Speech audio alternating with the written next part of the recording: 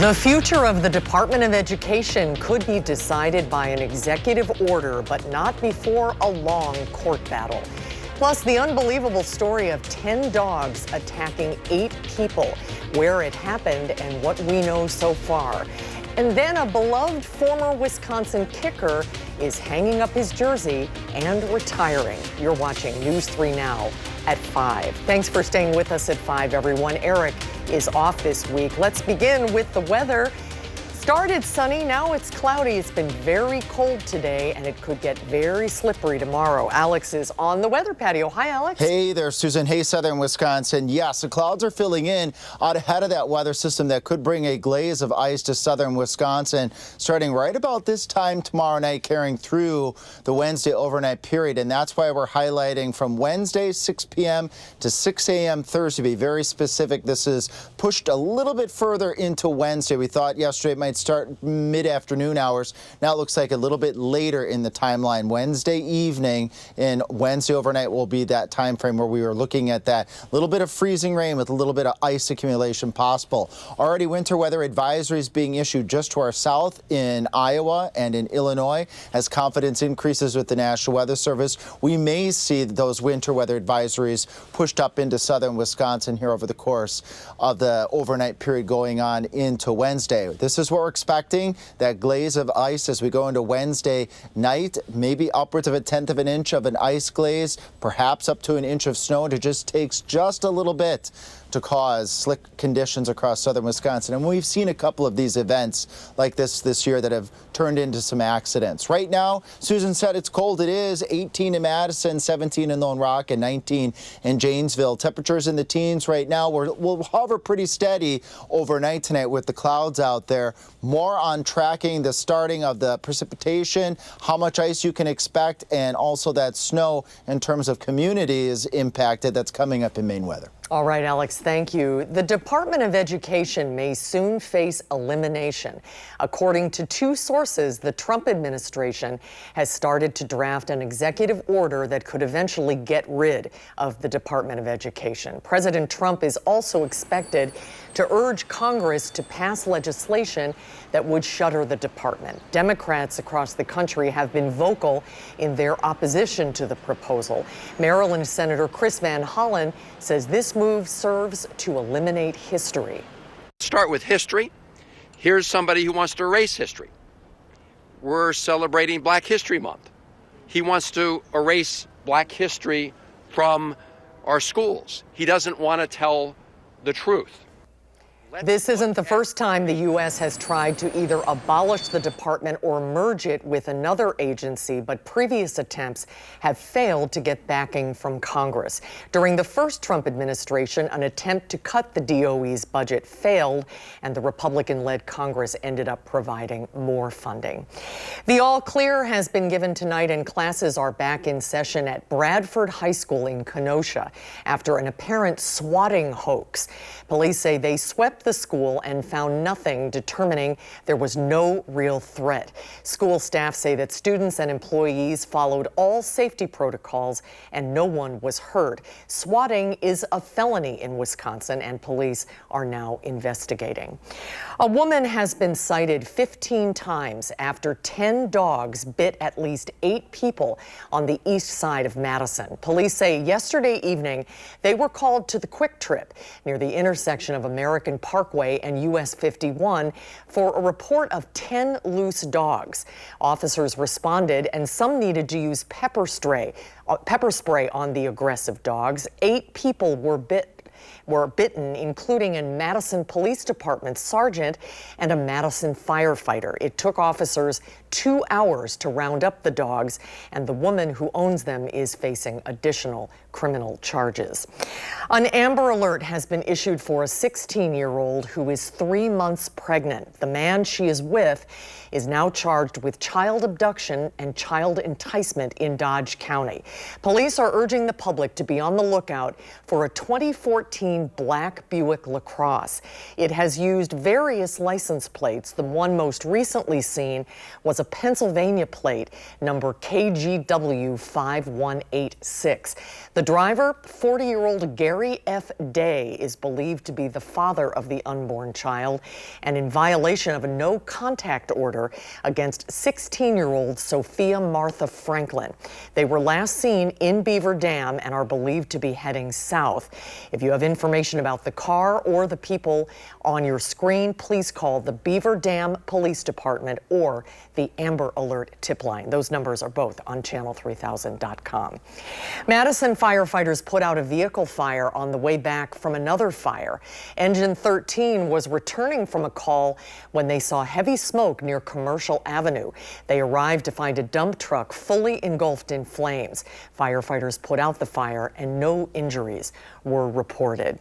At the state capitol, lawmakers introduced a new proposal that would require local law enforcement to work with Federal Immigration Enforcement, or ICE.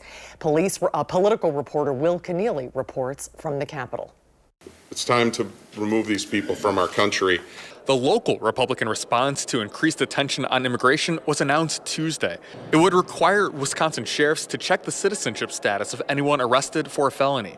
We know from recent media that there are sheriffs in our state that are not interested in complying with federal law. Our message to them is do not put your personal politics above the safety of the citizens who elected you. That could include the Dane County Sheriff. In an exclusive sit-down with News 3 Now, Sheriff Calvin Barrett said his office would be stepping back from a federal program that could share immigration status of jail inmates with ICE. In a statement Tuesday, Dane County Sheriff Calvin Barrett tells us that GOP proposal undermines local control that will significantly cost Dane County taxpayers. That cost comes from a federal request to house inmates in a county jail on behalf of ICE. We don't want Wisconsin on the hook for this. Therefore, sheriffs shall seek reimbursement from the feds for costs incurred in complying with the retainer. The risk of not complying, Dane County could lose out on 15% of the funds it gets from the state government from money called shared revenue. This faces, though, an almost certain veto from Governor Evers. Reporting from the state capitol, Will Keneally, News 3 Now. Will, thank you. Wisconsin's spring election is just 2 weeks away, and in-person absentee voting starts today and runs through February 16th. Voters will need a valid ID and can register at absentee sites through Friday the 14th. Ballots will remain sealed and then will be counted on Election Day. To find your polling location, who will be on your ballot, and what times voting is open, visit myvotewisconsin.gov. Robert F. Kennedy Jr. has cleared another hurdle in his bid to be the nation's top health official. Despite concerns of anti-vaccine views, Louisiana Senator Bill Cassidy pushed Kennedy through another committee with a one-vote margin. Cassidy says he has been assured that vaccines will remain a public health priority. The full Senate, with a 53-47 Republican split, will now decide Kennedy's fate. A renovation to a Beloit landmark is nearly complete. Our Kyle Pozorski shares what Visit Beloit is looking to do in their renovated space. This building has stood here for more than 100 years, and now Visit Beloit is putting the final touches on a multi-year renovation, making it into a hub to showcase the great things the city has to offer. The Romanesque Revival building was built back in 1914, serving as St. Paul's Catholic Church for 74 years, then as the Angel Museum for 20. Visit Beloit has never had a space of their own until now, with CEO Celestino Ruffini saying the work to convert the space to fit their needs will breathe new life into the century-old property. We saw this as a size of space that doesn't exist significantly here in the community. It's a type of renovation or a type of property that doesn't exist here in the community. It also provides us opportunities to have more events, programming, concerts, here in this building to give people reasons to stay longer when they do choose to come visit Beloit. The renovated building will have office space in the basement, plus an events venue on the main floor. Visit Beloit is seeking a liquor license to hold events in the space like Wednesday Wind Down. Right now, the application is being referred to the Alcohol Beverage License Control Committee, all before being voted on by the City Council. This city has seen remarkable changes, not only in the last 10 years, but really in the last 30 years. This is just one more piece of the puzzle that we're putting together a complete package to really sell Beloit to the world. In Beloit, Kyle Pazarski, News 3 Now. Thank you, Kyle. Phase 1 will wrap up in the next month, while Phase 2 plans to add a large addition to the building for more office and meeting space. A Green Bay legend is hanging up his cleats. Longtime Packers kicker Mason Crosby is retiring from the NFL. Crosby spent a majority of his career playing for the Packers, ending his career after one season with the New York Giants. Of roughly 500 kicks, Crosby made 400 field goals. In 2007, he became a clutch performer, hitting a game-winning kick in his very first game. Good luck, Mason. Thanks for all you did for us. When we come back, Alex breaks down the alert day in tomorrow's forecast. Then China has pushed back against American tariffs with their own set of tariffs. We'll have details on where global markets stand. On Wall Street today, stocks finished up with the Dow gaining 134 points. The Nasdaq is up 262. The S&P 500 picked up 43. We'll be right back.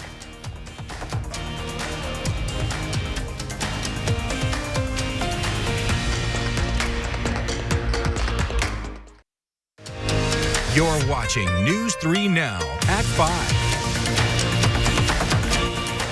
The DNR says it is now hiring seasonal staff for Wisconsin state parks, forests, trails, and recreation areas.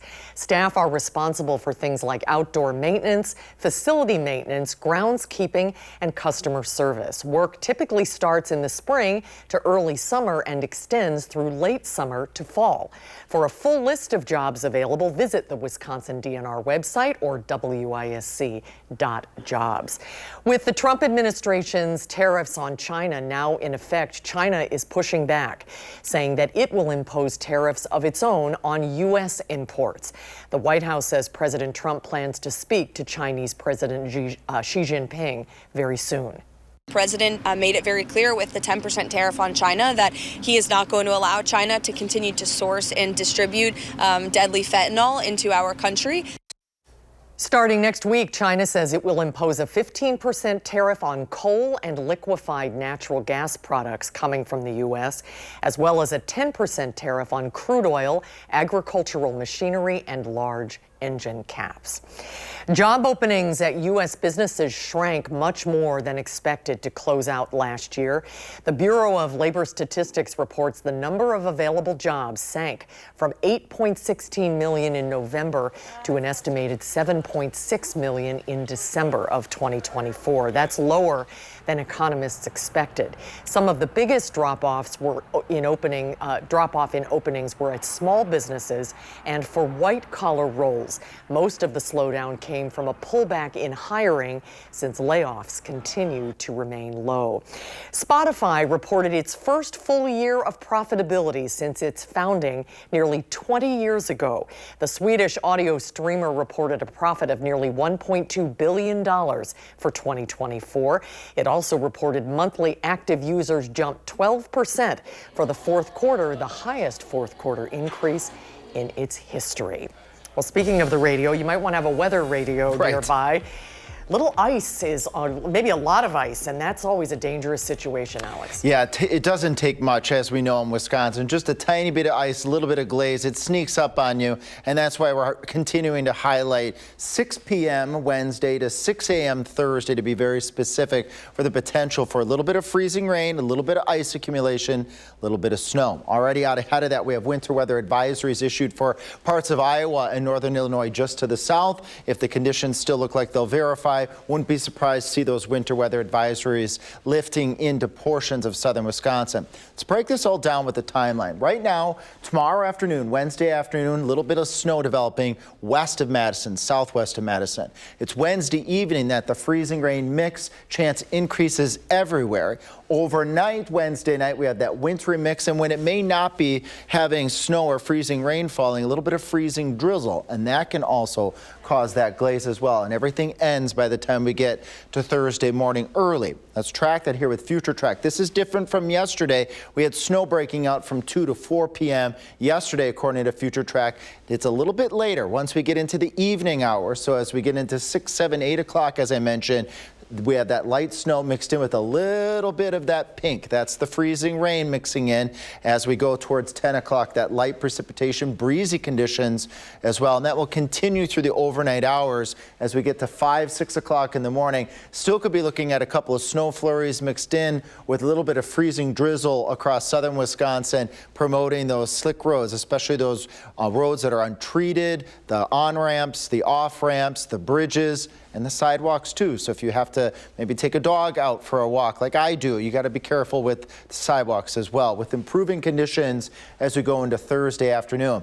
Overall ice amounts, not very impressive, maybe upwards of 1/10 of an inch or less from Madison and points to south and east. But as I mentioned, it just takes a tiny bit of that glaze to cause those slick conditions out there, perhaps a 1/2 inch to 1 inch with this weather event. And we've had a couple of these this fall going into this winter where it's very borderline, light amount of glaze, light amount of ice, light amount of snow, and we still verify with some of those accidents out there. Can't forget tonight, cloudy skies, temperatures ranging from 11 in Camp Douglas to 20 in Janesville. We'll start to see that wintry mix break out to the north and to the west very late in the day on Wednesday, with high temperatures right at that critical junction, right at 30 to 32 degrees across southern Wisconsin.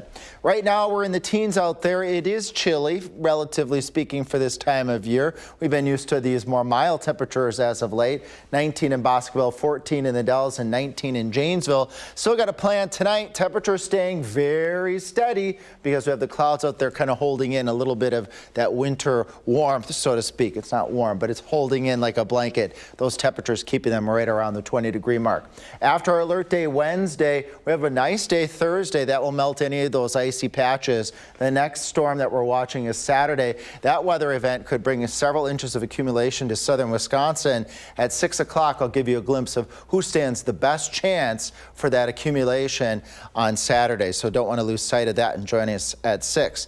All right, some good stuff, not the alert day stuff. Thanks, Scott, for sending us this sunrise photo here from McFarland. Look at those pretty purples and blues and oranges. All you got to do is just scan that QR code in the upper left-hand part of the screen. We like to show these weather photos in southern Wisconsin because I can report the weather, I can give you numbers, but it's very, very validating to show the weather across southern Wisconsin. And then briefly here with traffic, things westbound and eastbound going at a decent speed, right around 60 miles per hour. Even northbound and southbound on I-39, things are going A-OK right now. Things are A-OK as we look down towards Janesville and off to the northwest. Things are going at a good, decent clip up towards the Dells. But remember, this time tomorrow night, be on the lookout. Icy conditions on all roadways across all of southern Wisconsin developing. Susan? All right, Alex, thank you. Later at 5, a Border Patrol impersonator has been arrested in Wisconsin. Where and the charges they face when we come back.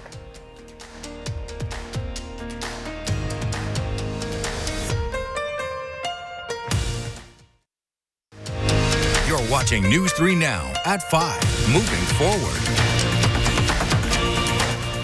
Welcome back. A Wisconsin man is facing charges for impersonating a Border Patrol agent. Police say he stopped at 2 different police scenes and showed officers fake credentials. Jamie Stratton reports. Muskego police are helping a teen driver who hit a deer late last month when this man pulls up. Who are you? I'm confused.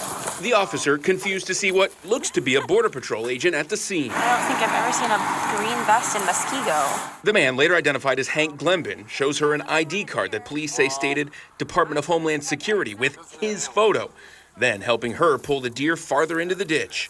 Court records show he asked her about hanging out sometime, which she declined. Later, prosecutors say he showed up to the Muskego Police Department asking for the officer's name. Police questioned if he was a Border Patrol agent, saying his uniform did not match. 4 days later, in New Berlin, police say he pulled up to a traffic stop in that city, asking if they needed help. U.S. Customs and Border Protection told police Glenbin is not an agent, and the agency was aware he was impersonating them. Police shared this Facebook post with a caption, quote, "Not afraid to take a stand." New Berlin police later arrested him, saying he had a hat stating U.S. Border Patrol, a green tactical vest with a Border Patrol patch, handcuffs, and a handgun on his hip. A search of his house on West Sun Valley Drive near South Sunny Slope Road late Thursday night resulted in a call to the bomb squad. We might have a live mortar from the military at the residence. Police determined they were replicas. Glenbin, police say, admitted he wasn't an agent and he created the fake ID online. Glenbin is out of jail on a signature bond and has a court hearing next week. We'll get a final check of the weather with Alex when we come back.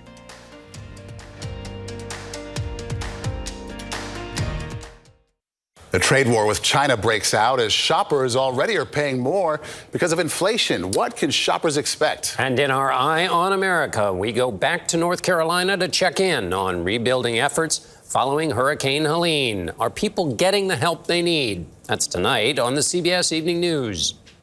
Finally at 5, Harry Potter fans, get ready for a magical new snack. Goldfish is bringing the wizarding world to your pantry with their limited edition butterbeer flavored bites. The company says the new sweet treats will combine butterscotch, vanilla, and a hint of magic in every bite. These goldfish will hit store shelves next month for a limited time. You a Harry Potter fan? Not a big Harry Potter fan, but I'm thinking of a good friend of mine who is an avid Harry Potter fan, putting together a Lego castle right now. Well, that would be a great gift then. You got to get the goldfish. I'll let them know. You've got the red glasses. That means it's an alert day coming tomorrow. Yeah, alert day conditions still expected tomorrow, Susan. Wednesday evening through Thursday morning, right into the very beginning of that rush hour. Doesn't take much, just a little bit of light freezing rain, a light glaze, freezing drizzle, a little light snow as we go into Wednesday night. This timing is a little bit different than maybe what you heard last night or this morning. It's a little bit more delayed, but I don't want you to let your guard down that we are still expecting that glaze of ice, maybe upwards of 1/10 of an inch. Even if it isn't 1/10 of an inch, just enough to get those wheels spinning a little bit on those slippery roads. We want you to exercise caution Wednesday night while commuting. Following alert day Wednesday, look at Thursday, 36, Friday, 28, not bad. We're keeping an eye on another weather system for Saturday. Could bring some accumulating snow to southern Wisconsin, and I'll talk more about that at 6. Okay, active couple of days. Thank you, Alex. Thanks for watching, everybody. Enjoy your evening. The CBS Evening News is next. Hope to see you back here tonight at 6.